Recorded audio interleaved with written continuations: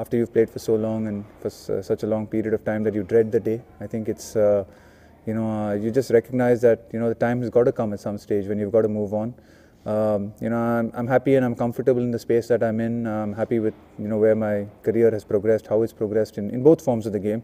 In both forms of the games, I've had some highs, I've had some lows, and that's life. That's been cricket, and that's how it's taught me a lot about myself as a person and how to deal with a lot of things. So, absolutely no regrets, and I don't dread the day at all. Obviously, like I said, it's retiring from this form of the game is not going to be a very different change to my life over what it's been over the last 2.5 years, really. But obviously, once I finish with Test cricket, then I'm going to have a lot more spare time on my hands, I guess, to think about stuff to do and what to do.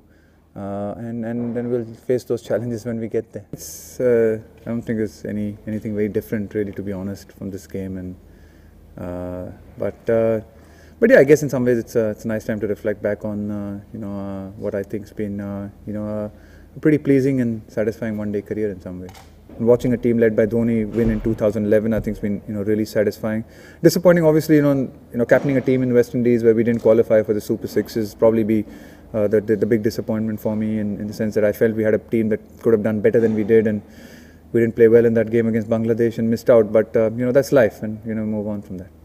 When I started playing, obviously I wasn't recognized as that much of a one-day player. I was probably more in the traditional frame of mind. That's the way I grew up playing cricket. That's the way I played my Ranji Trophy cricket.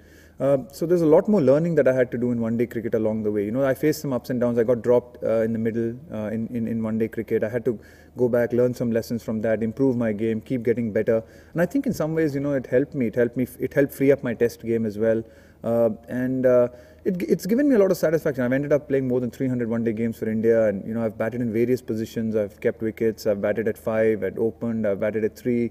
I've done a lot of different things for India in one-day cricket. It would be unfair to compare this England team to the Australians or the West Indies of that era, because the Australians and the West Indies dominated consistently for a long period of time and in various conditions, in various places. I mean, the West Indies won in India when they were at their best. Australia won in India in 2004 when they were at their best.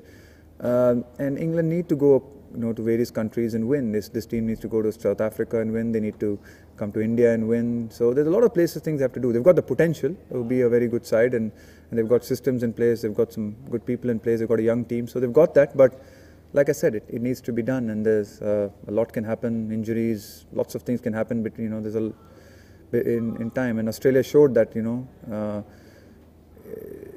success is valued with consistent performances over long periods of time, and I think so it's hard to compare these two teams. I think that I've got enough respect and enough recognition for what I've done, and to be honest, I'd like to end off with a win. It would be lovely for India, and we've had a tough tour. It would be lovely to finish with a win, irrespective of what I get. It would be great if we can finish off with a win tomorrow, and I hope the guys will play some of the best cricket. I thought we played some very good cricket at Lord's the other day, and some terrific performances. Just unfortunately we couldn't get over the line, but hopefully we can do that tomorrow.